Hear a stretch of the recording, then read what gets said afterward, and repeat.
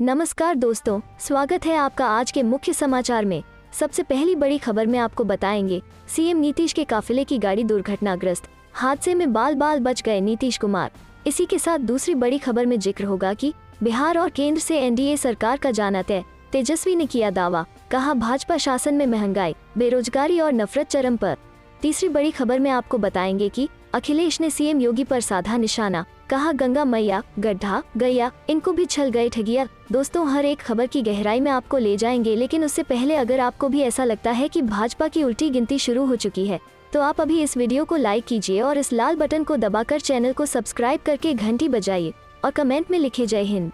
CM Nitish के काफिले की गाड़ी दुर्घटनाग्रस्त, हादसे में बाल बाल बच गए नीतीश कुमार।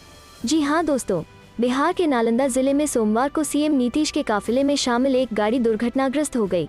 काफिले में शामिल जो गाड़ी हादसे का शिकार हुई, उसमें सीएम नीतीश नहीं थे। वहीं गाड़ी पर सवार सुरक्षाकर्मी बाल बाल बच गए। ये हादसा चंडी थाना क्षेत्र के SH 78 पर हुआ। जानकारी के अनुसार गाड़ी की टक्कर नवादा से पटना जा रही दूसरी गाड़ी से हो गई। दूसरी गाड़ी खेत में पलट गई।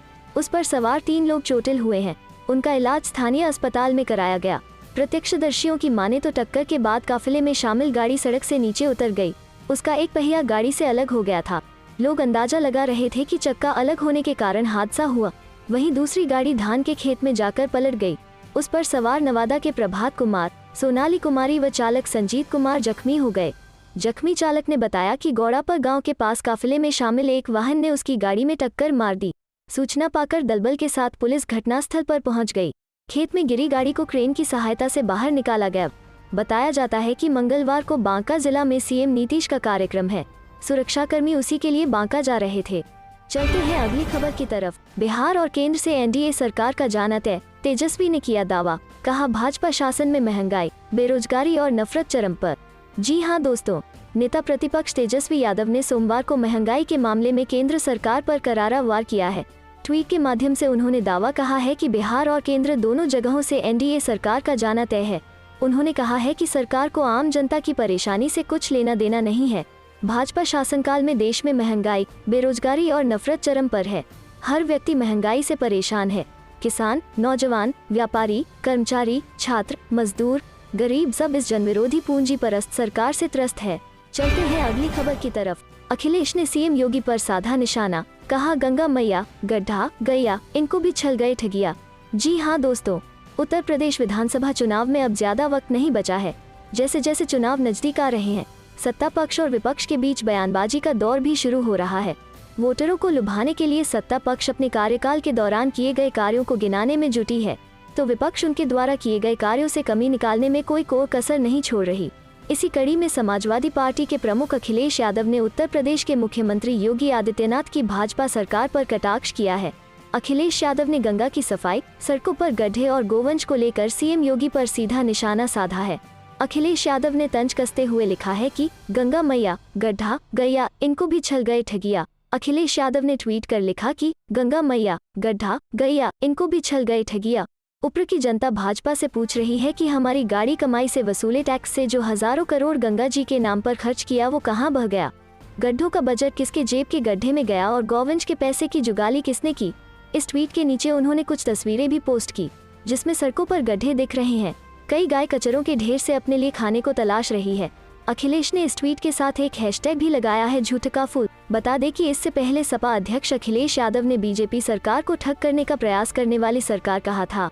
अखिलेश ने अपने ट्वीट में लिखा था कि 54 गुजरे, 6 महीने बचे इस दम्भी सरकार के किसान, गरीब, महिला व युवा पर अत्याचार के बेरोजगारी, महंगाई, नफरत व ठप कारोबार के बहकावे, फुसलावे वाली जुमलेबाज सरकार के नहीं चाहिए ऐसी सरकार जिसका सच है ठक्का साथ, ठक्का विकास, ठक्का विश्वास, ठक्का प्रयास। साथ में अंत में उन्होंने हैशटैग झूठका फूल भी लिखा था। चलते हैं अगली खबर की तरफ। कृष्ण भक्त मुस्लिम ने गाया महाभारत का टाइटल ट्रैक गीत, तेजस्वी यादव बोले मेरा भारत महान। जी हाँ दोस्तों, सोशल मीडिया पर एक वीडियो तेजी से वायरल हो रहा है। इस वीडियो में एक मुस्लिम शख्स महाभारत का टाइटल ट्रैक गीत गा रहा है, वो भी काफी शानदार तरीके से। उस शख्स के पास 2-4 लोग खड़े होकर उसे सुनते हुए दिखाई दे रहे हैं। इस वीडियो को राष्ट्रीय जनता दल सुप्रीमो लालू प्रसाद यादव के बेटे और नेता प्रतिपक्ष तेजस्वी यादव ने ट्वीट कर लिखा, मेरा भारत महान। तेजस्वी यादव ने ट्वीट करते हुए लिखा, मेरा भारत महान। हमारे देश की इसी खूबसूरती, तहजीब, भाईचारे और मोहब्बतों को कुछ नफरती ताकतें समाप्त करना चाहती है, लेकिन हम सब ऐसा होने नहीं देंगे। जय हिंद।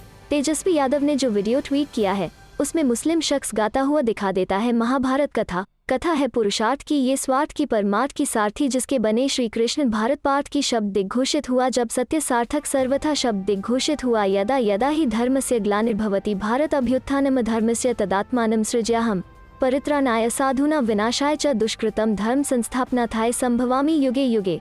चलते हैं अगली खबर की तरफ। सीतापुर किसान महापंचायत, राकेश टिकैत बोले 33 माह चलेगा आंदोलन, हर समय रहें तैयार, गुंडों का बादशाह बनकर। कैसे समाप्त हो गई गुंडाई?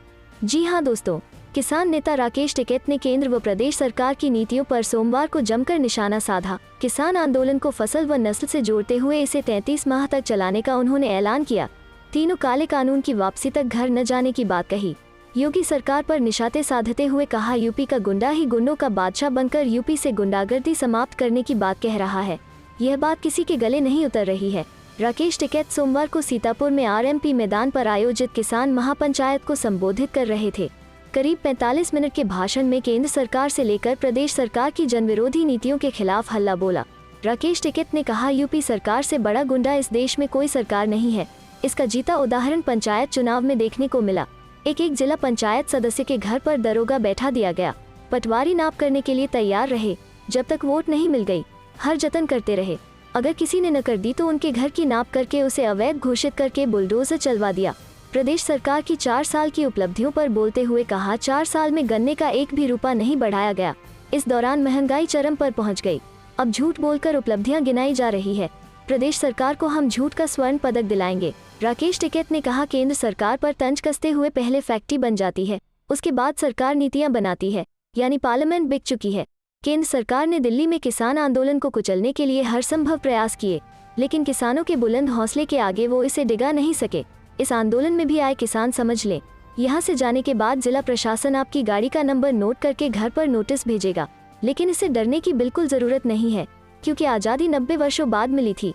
इस दौरान लाखों लोग शहीद हो गए थे, तमाम यातनाएं झेली। क्या इससे आंदोलन कमजोर पड़ा था? इसी तरह हमें अपना यह आंदोलन ले जाना है। इस दौरान तमाम बाधाएं आएंगी, लेकिन किसी भी मुसीबत से डरने की जरूरत नहीं है। उन्होंने कहा, युवा पीढ़ी आंदोलन नहीं कर पाएंगी, इसलिए इस आंदोलन में जुड़कर सफल बनाएं।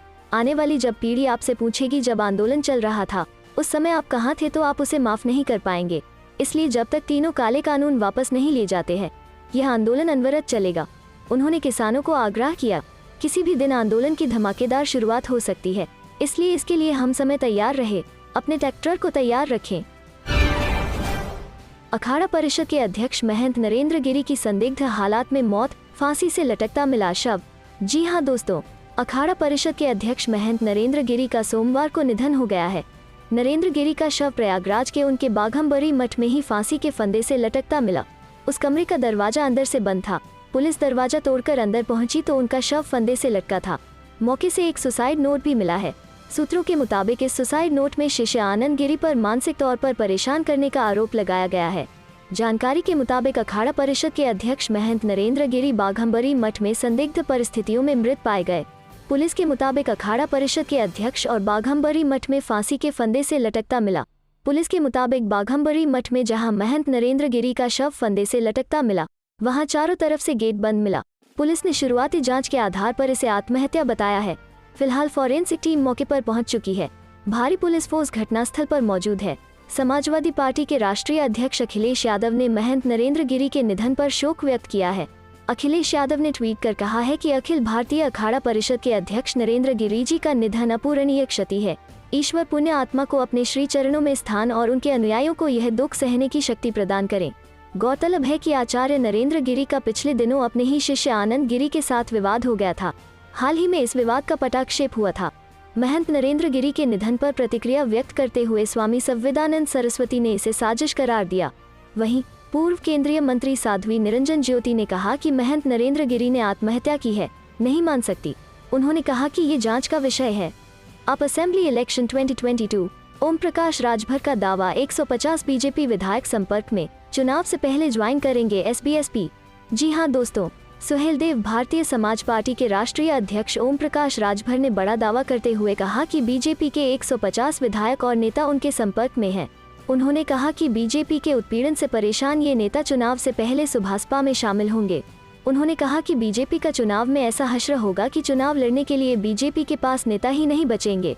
राजभर ने बीजेपी को देश की सबसे बड़ी झूठी और भ्रष्ट पार्टी बताते हुए कहा कि 2022 के विधानसभा चुनाव में बीजेपी को हराने के लिए संकल्पित है। इतना ही नहीं, राजभर ने योगी सरकार के 4.5 साल की उपलब्धियों को भी झूठ का पुलिंदा बताया। रविवार को वाराणसी के सिंचाई विभाग के गेस्ट हाउस में प्रेस वार्ता करते हुए सुभाषपा राष्ट्रीय अध्यक्ष ने कहा कि योगी सरकार 4.5 साल में झूठ का विकास खूब हुआ है। पिछड़ों, दलितों और वंचितों का अधिकार व आरक्षण लूटने का काम तेजी से हुआ है। भ्रष्टाचार व बेरोजगारी का विकास हुआ है। महिला अपराध का विकास तेजी से हुआ है। न सामाजिक न्याय समिति रिपोर्ट लागू कर पाए, न स्नातकोत्तर तक निःशुल्क शिक्षा दे पाए। राजभर ने आगे कहा कि महंगी शिक्षा, महंगी बिजली, महंगा राशन, महंगा पेट्रोल, डीजल, महंगा गैस सिलेंडर, सरसों तेल और दूध ने महंगाई के सारे रिकॉर्ड तोड़ दिए। यही तो डबल इंजन की सरकार में तेजी से विकास हुआ है। इतना विकास होने के बाद अगर अब्बाजान का रट लगाना पड़े तो समझ जाना चाहिए, इनके विकास सिर्फ विज्ञापन में हुए हैं। राजभर यही नहीं रुके, उन्होंने महंगाई को लेकर केंद्रीय मंत्री स्मृति ईरानी को भी चुनौती दी। साथ ही कहा कि मनमोहन सिंह की तरह नरेंद्र मोदी को भी चूड़ियां भेंट करें। राजभर ने सपा के राष्ट्रीय अध्यक्ष अखिलेश यादव के उस बयान का भी समर्थन किया जिसमें उन्होंने बीजेपी को ठग करार दिया था। राजभर ने कहा कि बीजेपी ने राम मंदिर की जमीनों के नाम पर भी लोगों को ठगा है। चलते हैं अगली खबर की तरफ। सपा की सरकार आए तो रद्द होंगे तीनों कृषि कानून। जी हाँ दोस्तों, उत्तर प्रदेश की राजधानी लखनऊ में भगवान परशुराम की 108 फुट की प्रतिमा स्थापित कराने पर समाजवादी पार्टी का आभार प्रकट करने के लिए मुजफ्फरनगर के जीआईसी मैदान में ब्राह्मण सम्मेलन आयोजित किया गया। इसमें ब्राह्मण समाज के लोगों ने अपनी ताकत दिखाते हुए बड़ी संख्या में सम्मेलन में शामिल होने पहुंचे। ट्रैक्टर, ट्रॉली, गाड़ियों, मोटरसाइकिल व अन्य वाहनों से सम्मेलन में पहुंचे ब्राह्मण समाज के लोगों का जोरदार स्वागत किया गया। ब्राह्मण सम्मेलन में मुख्य अतिथि के रूप में पहुंचे समाजवादी पार्टी के वरिष्ठ नेता व पूर्व विधानसभा अध्यक्ष माता प्रसाद पांडेय व पूर्व मंत्री अभिषेक मिश्र के अलावा कई जनप्रतिनिधि भी मुख्यातिथि के रूप में शामिल हुए। ब्राह्मण सम्मेलन में पहुंचे सपा नेता अभिषेक मिश्र ने किसान आंदोलन पर बोलते हुए कहा कि अगर 2022 में उनकी सरकार सत्ता में आए तो कृषि कानूनों रद्द कर देंगे। उन्होंने कहा कि 5 साल में भाजपा सरकार पूरी तरह से फेल रही है। उत्तर प्रदेश में रोजगार की इतनी बदतर अवस्था कभी नहीं रही। वहीं सुरक्षा में एनसीआर का जो डाटा है वो सबसे खराब है। हमारा किसान 1 साल से सड़क पर बैठा हुआ है। इनको किसानों से न कोई मोहब्बत है और न कोई हमदर्दी। ये बस बड़ी बड़ी बात करना जानते हैं, पूरे झूठे लोग हैं। उन्होंने कहा कि मैं आपको विश्वास दिलाना चाहता हूं कि अगर समाजवादी पार्टी की सरकार बनी तो इन किसानों के लिए जो हमें करना पड़े वो करेंगे। अगर कृषि कानून खत्म करने पड़े तो वह भी करेंगे। नए कानून बनाएंगे। सरकार की ओर से किसानों को सभी सुविधाएं दी जाएंगी। चलते हैं अगली खबर की तरफ। सीएम योगी के संभल दौरे से पहले बीजेपी विधायक ने दी धरने की धमकी, मनाने में जुटे कई मंत्री। जी हां दोस्तों, यूपी के सीएम योगी के संभल दौरे से एक दिन पहले बीजेपी विधायक अजीत यादव के धरने की धमकी से कार्यक्रम की तैयारी में जुटे नेताओं में हड़कंप मच गया है। जिला प्रशासन से नाराज विधायक को मनाने में जुटे कई मंत्री। राज्य मंत्री बलदेव सिंह औलख ने बयान जारी कर कहा, नाराज विधायक को मना लेंगे। बीजेपी के कई मंत्री नाराज विधायक अजीत यादव को मनाने के लिए जुटे हुए हैं। बीजेपी राज्य मंत्री और जिले के प्रभारी मंत्री बलदेव सिंह औलख ने प्रेस कॉन्फ्रेंस कर बयान दिया है कि नाराज विधायक अजीत यादव हमारे हैं और हम उनके नाराज विधायक को मना लिया जाएगा। जिला प्रशासन के खिलाफ उनकी नाराजगी से मुख्यमंत्री को अवगत कराया जाएगा। दरअसल संभल जिले में गुन्नौर विधानसभा सीट से बीजेपी विधायक अजीत यादव जिले में सरकारी महकमों और पुलिस विभाग में भ्रष्टाचार और घूसखोरी की शिकायतें सामने आने से काफी नाराज हैं, जिसकी शिकायत विधायक जिला प्रशासन की बैठकों में जिले के डीएम और एसपी से कई बार कर चुके हैं। बीजेपी विधायक अजीत यादव का आरोप है कि उनकी शिकायत के बावजूद जिले के डीएम और एसपी भ्रष्टाचार में लिप्त अधिकारी और कर्मचारियों के खिलाफ कोई कार्रवाई नहीं कर रहे हैं। विधायक अजीत यादव ने जिला प्रशासन के अफसरों और कर्मचारियों के खिलाफ भ्रष्टाचार और घूसखोरी की शिकायतों के मामले में 3 दिन पहले जिले के डीएम संजीव रंजन को शिकायती पत्र सौंपकर संभल में 21 सितंबर को होने वाले मुख्यमंत्री के दौरे से एक दिन पहले आज 20 सितंबर को जिला प्रशासन के खिलाफ जिला मुख्यालय पर धरना देने का अल्टीमेटम दिया।